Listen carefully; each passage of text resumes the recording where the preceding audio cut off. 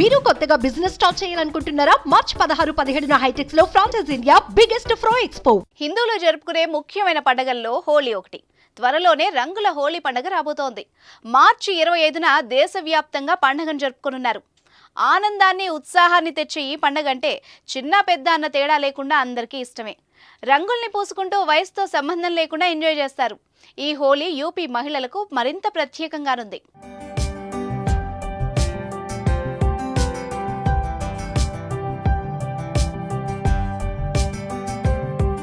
UP మహిళలకు CM Yogi Adityanath శుభవార్త చెప్పారు.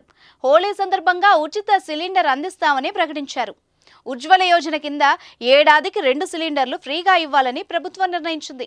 గత ఏడాది దీపావళికి పథకాన్ని ప్రారంభించి 1 సిలిండర్ ఇచ్చింది. ఈ హోలీకి మరొకటి పంపిణీ చేయనుంది. 1.75 కోట్ల మంది లబ్ధిదారులకు 2 సిలిండర్లు అందించడానికి సర్కార్ 2023-24 ఆర్థిక సంవత్సరానికి 2312 కోట్ల బడ్జెట్ కేటాయించింది. దీపావళి సందర్భంగా రాష్ట్రంలో అర్హులైన 1.75 కోట్ల ఉచిత సిలిండర్లను పంపిణీ చేసింది.